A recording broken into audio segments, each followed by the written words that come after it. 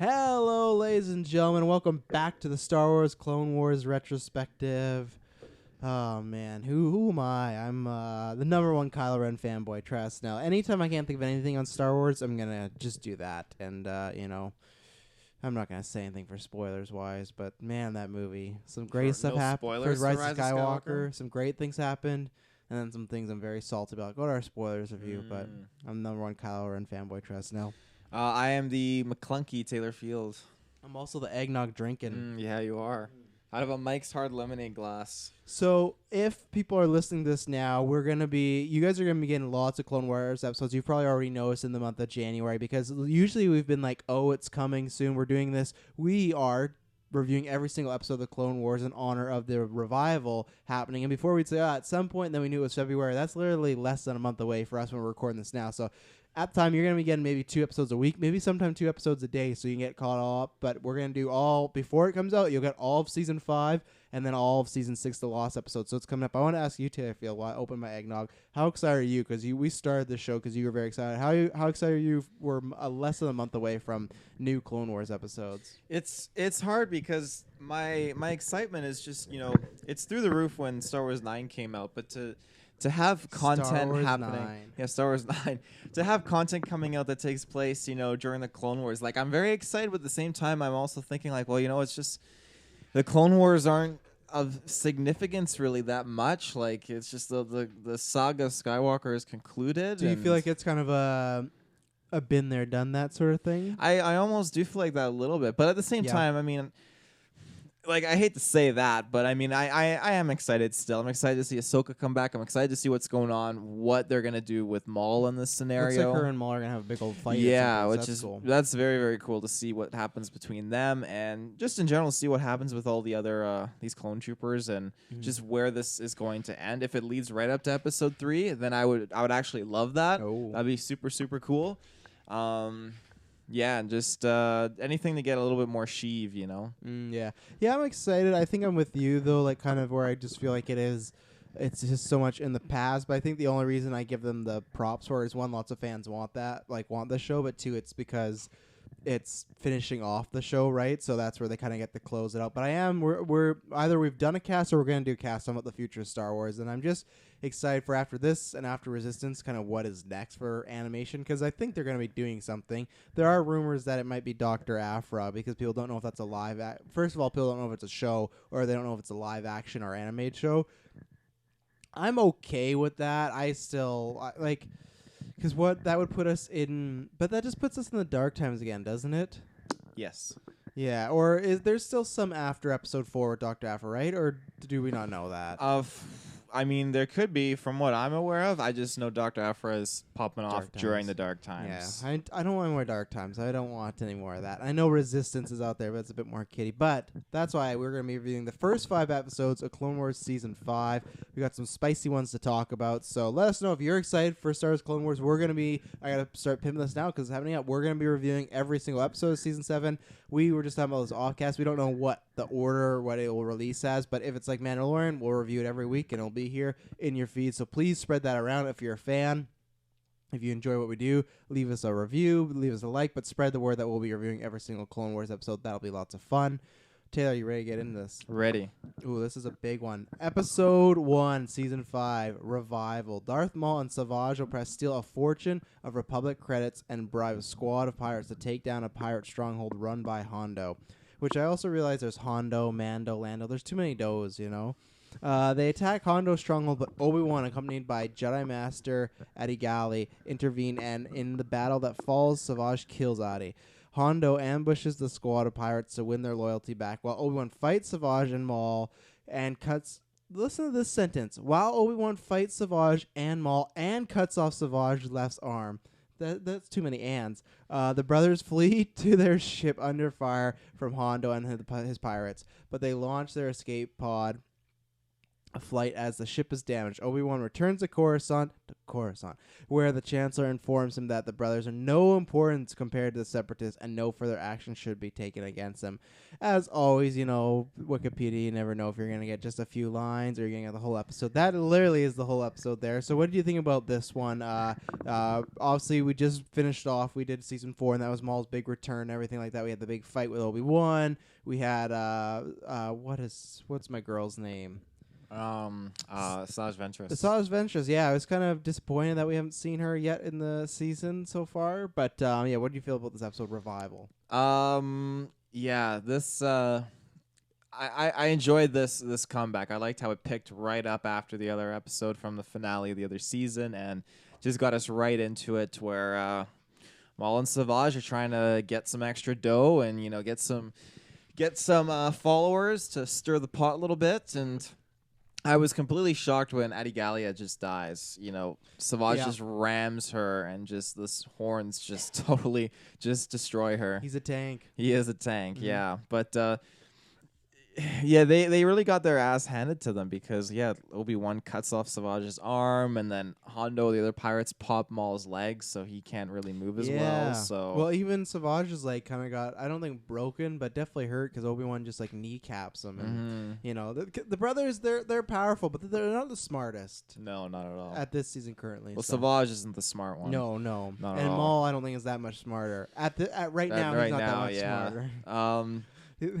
I don't know how I enjoyed the episode, but they had both their lightsabers to Obi-Wan. They should have taken this guy out a long time ago, but Yeah. The overall though, I really enjoyed the episode. I love seeing Hondo come in, and I love Hondo, his men betray him and he's upset but not really upset about it, and he's just thinking about the money. And I love his accent when the brothers' ship gets destroyed and crashes or whatever, and Hondo is come on, Obi-Wan, I can't do the voice properly, but see what kind of riches await us. You're or not something even like try? that. Come on, Obi-Wan. Yeah, that's a good one. Well, all right. That sounds like one of Hondo's henchmen or whatever. Yeah, but it sounds better than yours. Come on, Obi-Wan. Obi-Wan. Now why don't you trust me, Obi-Wan? That's Count Hondo. Let us know in the comments who had better Hondo. Master Jedi.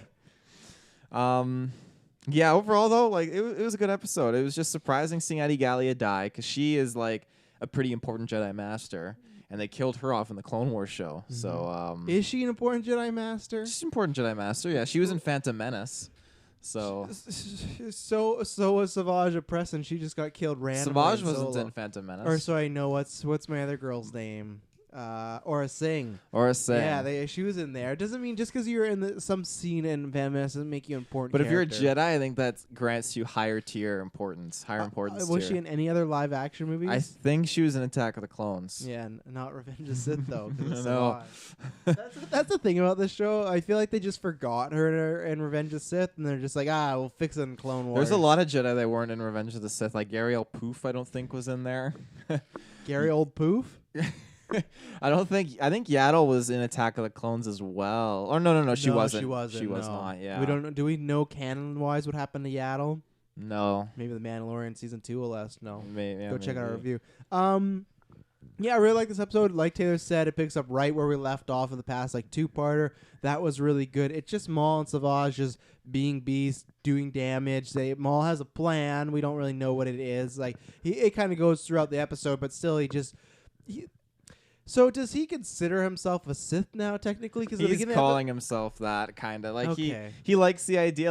That's another thing. The Rule 2, because he started that at the beginning of the episode. And again, my problem with the Rule 2 is yeah, but Palpatine's out there. You saw Savage oppressed, so it's or you saw God, why do I keep Dooku? No, well, there is Dooku, but why do I keep forgetting her name? Asajj Ventress. Savage and Asajj. It's too close for me. But you've seen Asajj Ventress, so that's why the Chose One, the Rule 2, all this bullshit. Even we're gonna get into these few episodes about the Jedi can't love. It's such bullshit. All these rules are broken. They make zero sense, which is fine. But I wish in the movie that's what I would do in Star Wars movie. Maybe people would hate me like Ryan Johnson and get too meta, but it's just someone has to acknowledge this is all bullshit. No one follows any of these rules that are the prophecies or whatnot.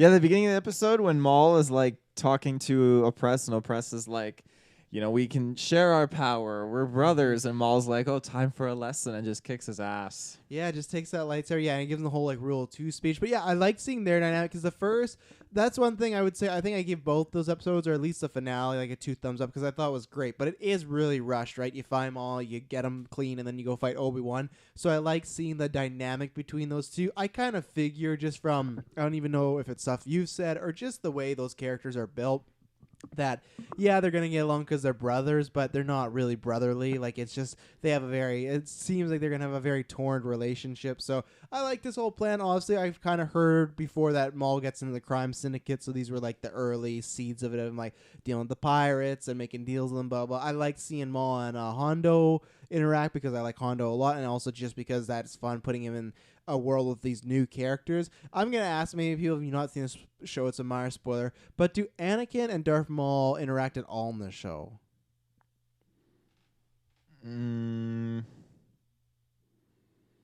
I don't think so. Yeah, that's really disappointing because there's one moment at the end of this episode when Palpatine's giving his whole speech and everything like that about, oh, they're not dangerous, and Anakin's just sitting there like listening to it all.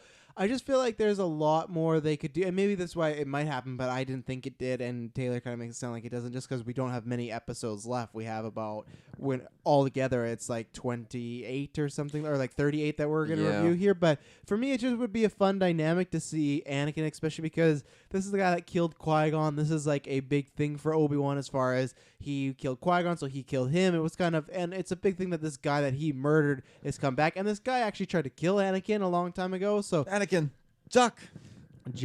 Duck. Juck. That's what Duck is on Tatooine. But yeah, so that disappointed me a little bit. So I liked the whole episode. I didn't like, though, that it felt like it was just to kind of capitalize on the hype of the last season, and then they ended. And then so far, from the episodes we've watched, there's been no mention of Maul. Maul's there's gone. a reason for that. Okay, they'll touch upon then that. maybe we'll return back to that. But as of right now, it's like, okay, nothing's really on. So it's just like, it feels like sometimes with it disappearing and then also Anakin having no interaction with Maul, it feels like it's kind of on the side, which that I don't love. I wish it was more main plotty, and maybe it'll turn that way. But I wish Anakin and Maul had some interaction. So. I think if you were to get Anakin and Maul, it would be in this new season with Ahsoka kind of being up in front with Maul. I think that kind of makes me envision that Anakin would pop into the picture with Ahsoka in this sense. Well, I know the writers of Rebels said, oh, like it's really tempting to have a Darth Maul, Darth Vader fight scene, but we just didn't do it. It just didn't fit. And that 100%, as far as the person that values storytelling, that's the right answer. The fanboy me was just like, how do you not find any story reason to have them fight at all? Even if you have Vader kick his ass, how do you not have any reason? So I was always a little disappointed about that. In canon, at some point, Maul does come across Vader and fights him, but Vader terrifies the shit out of Maul. Well, I've heard that. Where is this in canon? I can't remember what part of canon this is, but like Maul isn't afraid of the Inquisitors, like in Rebels. No, like he can I kick just the know shit out of he's them. afraid of Vader. He's afraid of Vader, and there's a few times I think maybe I'm wrong, because they come close to fighting each other, or facing each other in Rebels, but there's never that opportunity. Yeah. So, what did you think of Palpatine at the end of the episode, just being all sneaky? Well, yeah, that's what I was going to talk about, because like I feel like I've seen some stuff before, so I know that Maul and him at least have like a meetup again at some point this season. I've heard like many fans talk about being a good thing, so I know when you say meetup, in what they're sense? gonna fight. They're gonna fight with his brother. I've seen this. I've been in the Stars group. I've seen those three off. So, do you know the result? No, I don't know that. I've known it for a while. I'm guessing Savage is gonna die, and Maul's gonna get really messed up, and that's why he disappears. So that's kind of just things I've picked up. But so I know we're heading that conclusion. I was trying to think though, why does he want to do this? And it's just because I guess technically Darth Maul knows that he is Sheev, right? Does he know that or no? Because Dooku knows Sheev is the Palpatine. Sheev is the Palpatine, is the Emperor, is the Sidious. But does Maul also know that? Okay, so that's what I was saying. Because I was like, he was walking around on Coruscant with the Palpatine. Yeah, alas, we will reveal ourselves to the Jedi. Great dialogue. Just the 2 lines he got. It was a cool voice though. So no, that's what I figured. That had to be the reason, that he wants to deal with it privately, so they don't put Maul in prison or something like that. And then he starts talking. It'd be really bad. Which that mean like. Have they introduced something in canon? Because we talked about this with Kylo Ren. We're not going to spoil or get into anything. But, like, so with prisons and, like, Jedi, there's many times where in these seasons, like, Dooku's, like, tied up and they're going to take him to prison. What would they do if, like, because the guy has the Force, right? So what would they do?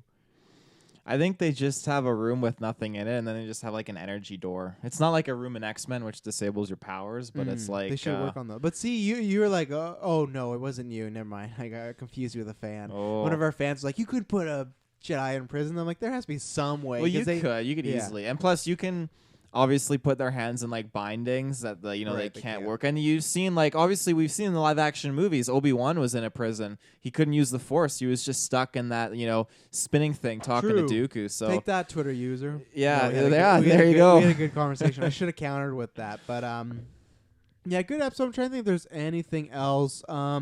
Savage getting his arm cut off, that was, bad, but they're going to get it's going to get replaced. So you think so? I would think so. If he had a robot leg, I would imagine they couldn't find. Is he just going to walk around with a stump? I don't know. Maybe he would, but I did like when they cut him, like the witch, Dathomir magic was coming out. So I liked that. That's still coursing through his body. I really like that. Like I said, I think the Obi-Wan fight scene stuff, it was cool. There's just one moment where Obi-Wan's running and they're jumping after each other. Felt very Rise Skywalker on the Death Star there. So I liked I just think Obi-Wan escaped too easily, I think, and especially because we had last time where he was pretty much dead to rights until Asajj showed up. So Asajj didn't show up, and then he lost the person that was with him. I just didn't buy that he could kick Savage in the knee and then just kind of get a quick... I wish they would have found a different way. Maybe it was the same knee that Adi Gallia yeah, I don't care. kicked and abruptly hurt him. I just think that they should have found a different way. Even if the way... I just don't like that they're both barreling down on him and he's blocking them. And because even then, if he kicks Savage... There's still Maul right there, and I just don't believe Maul's type of character that would have been oh, my brother, after he just kind of disrespected him earlier and beat him up. So I feel like he would have killed Obi-Wan and then been you're weak. So I didn't like how Obi-Wan got out of that situation. So I did at one point, I can't remember the exact conversation, but in my notes, Hondo and Obi-Wan are talking about the brothers, and Obi-Wan says, I cut one of them half and they survived, and Hondo goes, very interesting, and then he just walks away. He doesn't yeah, he's well, isn't that interesting? Yeah, he doesn't really care. He doesn't care at all. Anybody else would be tell me more. He's it's very interesting. He just walks away. I love Hondo, so I'm hoping he's still alive, because in canon, he's technically still alive in the sequel era, right? Because he's a part of Galaxy Edge. Do you want me to tell you? Where you want me to tell you if he's alive? Why does he or pop not? up in Rebels? Yes. No, don't, because I'm gonna watch Rebels, so we'll see. Okay. But I know he has to be somewhat alive because he's in the Galaxy's Edge ride and he's the tour guide. So yeah. I would hope that I don't know, is a theme park considered canon? I think so. They put a book out for it. That's true. Yeah. Yeah. I took that as I hope Hondo is in Rise of Skywalker. I know a lot of people did that. I would give this episode thumb and a half, 1 thumb and a half out of 2, just because, I said, I feel the ending was a little meh, and I can't remember. I had one other. I guess it's kind of a wait and see, but the way it was kind of shelved, I wasn't a fan of that. But yeah, that's still high, 1.5. I'll give it 1.5 as well. All right, so now we're into a war on 2 fronts. So now we got a nice 4-parter arc here, and this is going to be interesting to talk about some stuff. On the separatist world of Onderon, which for the whole episode, I thought they were saying Alderaan for a little bit. No. And I was like, this doesn't look like... And I don't even know what Alderaan looks like. I was just I don't like the look of this. I don't like there's this King Tut guy. We'll talk about that. On Onderon, a group of rebels called for assistance of the Jedi. Ahsoka, Anakin, Rex, and Obi-Wan go to train the rebels to fight. They love training people in these shows. Oh yeah. And see that the former separatist and Ahsoka Tano love interest. Oh wait, can you say that all over again?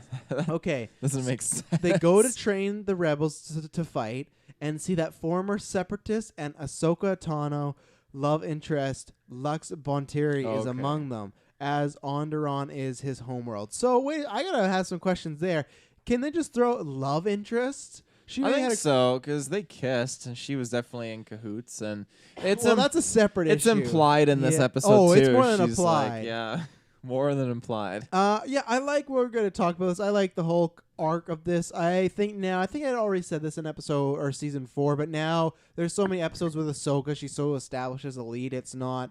I remember, I think 1 or 2 where it's like I didn't invest enough in Ahsoka that I didn't care about those episodes, or when she's leading, wish there was somebody else. Now I like her as the lead. I think, like I said that in 4, so that's all good because in this arc, it's pretty much her story.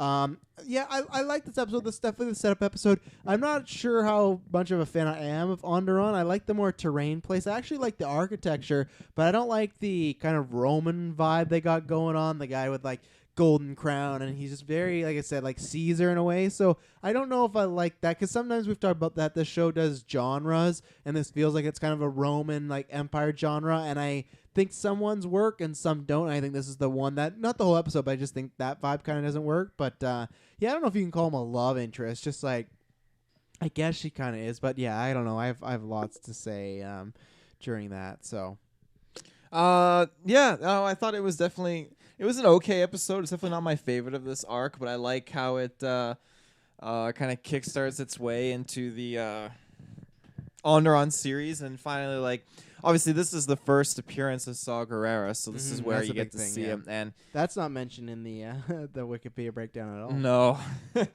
But yeah, you get to see him. You get to see Stila Guerrera as well, and just like, yeah, so she is the leader of these rebels, and Stila, aka yeah, Jana, yeah. She looks identical to John and Rise Jana of is a Skywalker. ripoff of Stila then. Well, yeah. Oh no, 100%. But like, it's like they have kind of like dirty garb. They have long hair that's kind of dreaded, braided. She has a headband and stuff like that. Yeah. She's of black descent, so it's like she looked identical to her. So I was like, what is going on here? But it was fine. Yeah. So. And yeah, just it was cool because you can really see Saw Gerrera's kind of like attitude and like how it would lead into that extremist kind of mindset. And he's become a very, I don't want to say fan favorite, but Lucasfilm's favorite or a Star Wars favorite. He pops up in Rebels. He pops up in Jedi Fallen Order, Rogue One. So I don't know why they love Saw Gerrera. They just love Saw Gerrera. Yeah, I like the introduction of him. I like him as a character. Obviously, I have the knowledge of him. Rogue One, that's it. And Jedi Fallen Order, I guess he's in. But I like that. I like seeing a younger one. You can see already that already at a younger age, he's very bullheaded and he's very just wanting action. He's wanting to kill. He's wanting to do things, like not in the sense of bad, just in the way of he wants to get things done, and maybe he's not that patient. So that was good to see. Yeah, I liked, like I said, the episode. It wasn't a big standout. I think it was a good setup one. I like Stila, and we'll get into it. The second I saw her, I'm like, oh, she's such a goner between Saw being there and Lux. So how did you feel about this, like a Lux love triangle with Lux, Stila, and Ahsoka? Because I feel like he started liking Stila really quickly and just... Well, he was there already, right? So they probably slept together and everything. Slept together? Yeah. I feel like the first time they kissed was their first kiss. No, it totally was, because Ahsoka, they could have Ahsoka... slept together without kissing for the first time. Oh, that's a just weird... they do it backwards on Onderon. That's a weird... I've never done that before. Don't kiss me. That's a red flag, ladies and gentlemen. No, I don't... We'll get into the first kiss, because I think they had a first kiss. The only thing that was weird is I feel like he called her Asuka instead of Ahsoka the whole episode. Yeah. Asuka. Like, Egad, Suka. Yeah. So yeah, I have that, and this one, I have more to talk about this in episode 3, but I'll still bring it up now. So, why do you think there's so much love in these shows? Why do you think? I think it's a test, and it obviously Asuka actually overcomes it. She ends up very poorly. She doesn't kiss him or follow up through with it. Those feelings. She ends up like punching him in the shoulder, like, good for you. You're getting some. We're gonna get into that now. Wow, I'm just kind of foreshadowing. But no, she no, that's full on. she overcomes it. She doesn't do anything that she would regret, and doesn't break the Jedi code. So. Okay, so why I was mentioning so much love is you already got Anakin and Padme in there. Fine, that's attached from the prequels. You got Obi Wan introducing that. Remember, Obi Wan would have never became a Jedi if Sabine. Is it Sabine or Satine? It's Satine. Fudge. If Satine said, "Come with me," he would have never been a Jedi. And now you have Ahsoka, who maybe is considering not throwing it all away, but in their eyes, throwing it all away. I'm just surprised that George goes to the bank so many times when he introduced this rule. I think it was just. I don't like the rule. I feel like the rule is just to create like tension. It was just something to do with we need some reason Anakin and Padme have to be Romeo and Juliet. If you lose a loved one, you're gonna be emotionally compromised, and then But that lets the dark side. Okay, so creep we're gonna in. talk about this whole arc with Ahsoka right now, and so that's why I maybe said that. So the thing is, one, I don't like in the next episode. She kind of sees that Lux is starting to like Steele, so that's why I don't think they're banging without kissing or anything like that. So and she's getting jealous and she's feeling a little disheartened. And then Anakin, this is at the end of episode 3, is like they're having their little blueies and whatnot, and he's like, don't get attached, don't let your emotions control you. First of all, this should be coming from a different Jedi because this is the worst advice ever, and two, it's coming from Anakin. He cannot give that advice. I can counter. No, with you that. can't. You cannot give that advice because there's so many times in this show where he's like choked somebody if Padme's in danger. His emotions overrun him all the time. What's your counter? So not everyone practices what they preach, and Anakin least of all. And to show my to prove my point for this, don't bring up Rail. No. I was gonna bring up the Pope. So there's footage of the Pope, and he is like reaching his hand out, and this lady grabs his hand, and he starts smacking the lady on the hand. Crazy. So he apologized, but the Pope of anyone should be patient and kind. Unfortunately, he starts smacking this woman. So you're telling me the Pope on the side's getting laid? Is that what you're telling me? Sure. He probably is if he's smacking lady. Do you see the clip where this is like weeks old? Do you see the clip where people go to kiss his hand and he like pulls it away? Yeah. What are we good? What They're is that? Sheev Palpatine over there? Sheev, What's going on? But that's Pope dick.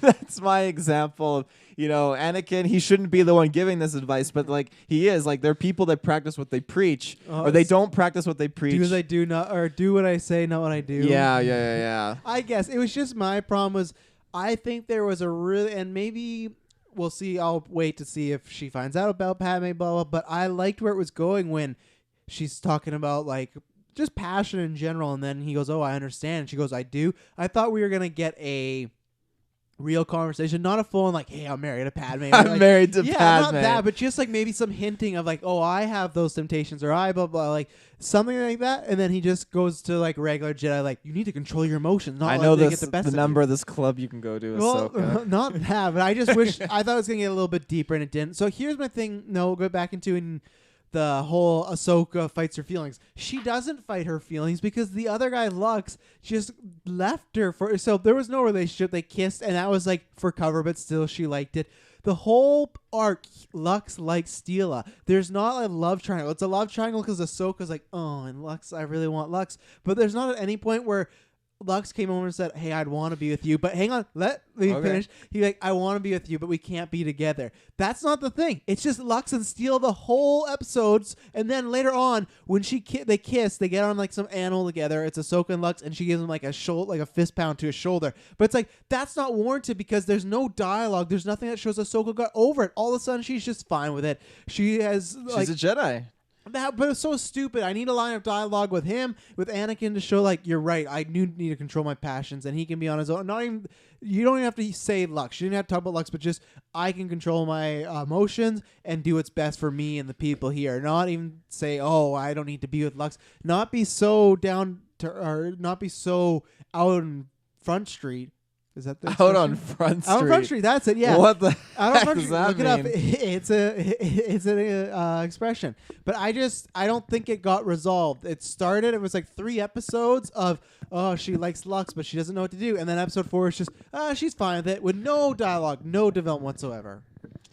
Well, I don't know. I think she just I don't know. She obviously she wasn't upset or like stressed that she couldn't be with Lux. She saw this dynamic, and I think she was just kind of processing it like, well, it's a little awkward because we've kissed in the past, but obviously like we're not like in love with each other, and they're clearly getting it on, and I'll just let them do that. Getting on without kissing. No, they didn't get on. They kissed one time, and then Steele met her device. Now you can go for Ahsoka.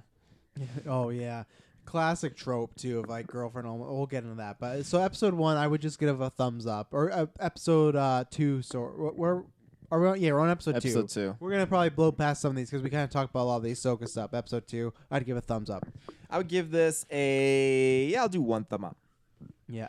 Let's see. Episode 3, front runners: Ahsoka Tano, Ahsoka Tano. Ahsoka Tano. Ahsoka Tano, now leading the rebels on Onderon, but forbidden to fight, puts their training use by having them hijack an AAT and blow up the main power station of the capital city Onderon for the rebels so the rebels can wreak havoc. This is all these episodes are solid. I don't know if any of these other than maybe the last episode might get like a higher than it, but for me, I think this is just a thumbs up. I'll see if I have any notes, but this was just more like there was the setup, and this is just more of the mission. And like I said, I think most stuff we talked about there's more Ahsoka making eyes at Lux and being confused, and you just get more dynamic between Saw and his sister. Is this the episode you learn that they're brother and sister? Like they confirm it, I think. No, I thought they confirmed it in the first episode. Did they do it? Okay, maybe I was wrong there. But yeah, we get to meet the king a lot more in this episode. I was not a fan of him. The old former king, right? No, the evil, Oh, like the evil new king. one, like I said, the Roman guy. The old one's fine. He's just like my place was taken. Giving up I on want it my back. people. What? Giving up on my people. Yeah, he didn't give up on his people, did he? Kinda. He surrendered the planet to the separatists. Or Yeah, but I whatever. think he didn't have no choice. He Oh. fought back for it though, right? Yeah. Let's see if there's anything else. Yeah, I said Anakin's being a hypocrite talking about emotions, but yeah, solid episode. Just more setting up for the future. I would give this one, like I said, 1 thumbs up. Anakin and Obi Wan were still on Onderon at this point, right? Yeah, I believe so. I think Okay. this is when they're just about to leave. Yeah. I think that meeting is like Ahsoka and Anakin when he's talking about control your emotions. I thought Yeah. they were, what is it, a hologram, but they Oh. weren't. Yeah, I like this episode. I like just how in general the Jedi are acting like the way they're supposed to be without engaging. You know, like they can't. They were really following Qui-Gon's teachings, like I can only protect you, I can't fight a war for you, Mhm. kind of thing. And I like that because it's just it's funny how they were so focused on I can protect these people, but we can't fight the war for them. They have to do it on their own. They have to learn how. And, that's the Jedi way, example right there, Jedi 101. And yet they disregard that when they lead their clone troopers into battle against the separatist armies. It's just, it's funny how corrupt the Jedi became in that sense. So this was just a good old-fashioned way of showing what the Jedi are supposed to be. Yeah, 1 thumb up. That's what I was waiting for. That's what you do. Let's see here. The Soft War. The former king of Onderon is going to be executed by the droid general and the current king of Onderon after an ill-conceived solo effort to rescue the Tupace's King Ramses by Saw, Stella, Lux, and Ahsoka. With no help from the Republic, devise a plan to retrieve the king from the palace. The plan fails, but the former king is about to be executed. The rebels are saved by General Tandon and the Onderon military, whom Saw has managed to sway to their side. Not knowing the Jedi's involvement, Dooku grows impatient with his underlings. I like this episode. It's probably my second favorite one. This little 4-person arc. I like it. You have some fun dynamics there. I liked all the mission. This was very heisty. Like, we got to get the thing. We got to get the person. It starts off with Saw and Stella, Stella not really getting along. You get to this. I think this episode you see the most of the Saw grow that he's going to become of. Like I said earlier, bullheaded. He wants to do things his way. He doesn't, not that he doesn't trust the other people, but he just thinks his way is the best way no matter what. So we see some of that. And then, yeah, I liked it. Like I said, this is the best way to describe it. It's like a heist with human people, and then it led us to the finale of this episode, or these 4 episodes. But yeah, I liked it. Yeah, it was, I don't know, all the episodes, like, I love this arc, but at the same time, like, it wasn't my most favorite arc of all time. Yeah, I agree with you. But, It's nothing. I don't think, because there's certain episodes I go back to and be like, oh man, I can't wait to watch these again. I don't think that's this. These aren't bad episodes, but it's not anything that's gripping me. Other than if you like to see Saw, if you really like Ahsoka, then it's good. But there's nothing that I need. If I'm gonna go back and watch Clone Wars, I don't think these are the first 4 I go to. So. Yeah. No, yeah, this episode it was interesting to see like the decapitation kind of tool that they were gonna use. It was pretty wild. The Star Wars guillotine. And yeah, Ahsoka, didn't she intervene in this because she jumped out of the crowd and pushed all the super battle droids back? Yeah, they do that, and then also the people of Onderon rise up as well because they do that. They set this trap, and then it doesn't really work out, right? And then the people kind of distract. They them. killed off that chick who I Yeah, thought yeah. they killed off again, didn't they? Or I thought I thought maybe it was just a similar character because she was like, "Come on, come on, come on, come on," and then just gets fucking popped by a super battle droid. Yeah, it didn't go well for her. But yeah, that was the big thing in this episode, that the city or the planet of Onderon is like coming back at the Separatists, and they don't want any more of their crap. So Yeah. Yeah, no, it was cool to see the people kind of rise up and turn on the government, and I give this a 1 thumb up. yeah, I would give it one thumb as well. The only thing I would say is in the middle of this episode we have Steela was not really jiving with Lux. They had like some bickering going on and whatnot, so it was Couples dispute. Yeah, I guess so. This early on, so let's see. Steela was getting jealous that Lux was hanging out with Ahsoka for A little bit, but she didn't have to worry because Lux was on the Steela bandwagon. Final episode of this episode, we're reviewing Tipping Points. Oh my god. The rebels on Onderon struggle to reclaim their home planet because a new separatist droid general sent by Dooku turns out to be a better strategist than the current Onderanian king after the Republic and the High Jedi Council refused to give Ahsoka Tano and the rebel assistants Anakin Skywalker persuades boom Hondo, crime boss of Florida. We don't need these details. Boss. I hate when they get into these like crime boss of Florian. That's what messes me out when they throw tons of words together. It's like we know who Hondo is. We just talked about him to supply illegal rocket launchers to the rebels to combat the separatist new gunship. Meanwhile, the king is killed by the droid general by Dooku's orders. The rebels seem to succeed until Steela, leader of the rebels, like why they gotta say this, nearly falls off the cliffs, prompting Lux to try and aid her, but just ends up falling himself. So Ahsoka Tano, to rescue both, she rescues Lux and is about to rescue Steela, but a downed separatist gunship fires a missile at her, causing her to drop Steela to her death. Even with Steela dead, the rebels succeed in taking back Onderon.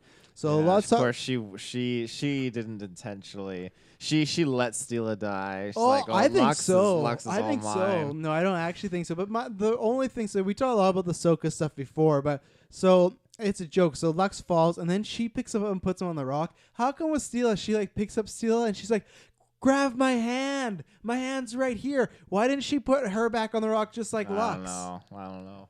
There's something shady going on here. There's something shady. Saw should look in this. Maybe that's Clone Wars. It's just Saw v. Ahsoka, and they hate each other. But no, we also forgot to mention that I think it was the end of last episode when they made Steele like the leader of the rebellion. Now maybe it was the beginning of this like whatever's going on here. So that was good to see some development, and it was good because we talked about Saw was kind of annoyed at first, or he wanted things to go as planned, where at the end of that episode when that happened, he was like, yeah, I agree with this, like, you know, you are a leader. But this was that part was pretty predictable. I just knew Steela was not going to be around for the long haul, and got some good moments and whatnot. I think it was the best episode of the bunch because there was lots of going on. There was some good action scenes. There was good suspense, but you got your Hondo back. Yeah, Hondo was back. I love seeing him interact with Obi Wan and Anakin all the time. He sets down all those rocket launchers. He talks about, I just do things for profit. So I liked Hondo back, but I liked this episode. Yeah, no, overall it was a good episode. Hondo was a nice surprise when they thought of a way to get around, the rule of not helping, but they could have like a third party deliver, rocket launchers that were paid for. And I like when he arrives and he's like, Ahsoka's just like calls him out like, hey, what are you doing here, Hondo? And he's like, now, child, or whatever. Is that any way to talk to an old friend or whatever? And like, I have a gift from Skywalker. And Ahsoka, I don't know why she's so like angry about this. She's like, rocket launchers paid for, very expensive. And then the assassin droids show up and Hondo's like, oh, well, I better be going now. He just leaves on his ship, which is hilarious. I thought that all action sequence when they pop off on the droid gunships was super cool. And overall, it was definitely a good conclusion. And Steela dying, I remember at the time it caught me off guard. Really? It's easy to predict now because we see where Saw is and we know like, okay. Yeah, he's not in good shape. Yeah, we know obviously he's lacking a little Steela in his life. So, it's a good climactic finale for this story arc. So I'll give it a 1.5. Yeah, I'd be about that. My two only other notes were there's one point where Steela is like fighting some people off, and then the old king, like the real king, which he starts off the episode, that's also continues the uprising. He sends out a message to everyone on Onderon, and that gets everybody going. So he's running with this guard, and all these droids are shooting at everything like that. And then Steele like has her sniper rifle. She takes out this guard. She takes out this droid, but then last second the droid shoots the guard, and the guard also dies. She runs by that guard, gives zero fucks that this guy just died in front of the king. Anything? Like, oh, we gotta go. Doesn't even check his vitals. Nothing. Just it's like he wasn't even there. So that was cold. And then the only thing I didn't like too was someone says, I don't know who says the line at the end when everyone's there for the funeral. They're talking about like, oh, rebellion, rah rah. Always two there are, no more, no less. Well, they didn't say that, but someone says Steela will be a powerful spirit for all of them, and Anakin says that, and then Obi-Wan goes, for all of us. He didn't even barely fucking know her. Like, it was just such a, like, that's why I hate some of these, like, that's the kiddie It's stuff. a very like, Jedi thing to say, though. I guess, but it's just like, man, you're not part of this funeral. Go away. Like, we lost her. You didn't even care. You're going to forget about her by tomorrow. You're going to be thinking of Satine. You're not going to know. You're going to be, Steela who? Like, oh, she'll be with us all. No, she won't. Don't lie to me, Obi-Wan. So I see through the lies of the Jedi. yeah, I see through his lies. Yeah, thumb and a half. Anything else to say on these episodes? Nothing other than I think it really adds to a lot more development for Ahsoka and her character and just her path that she's taken. I agree with that. I think it did, other than, like I said, her just getting over Lux very easily, in my opinion, I think it did some good things with her. So, Taylor, where can they find us?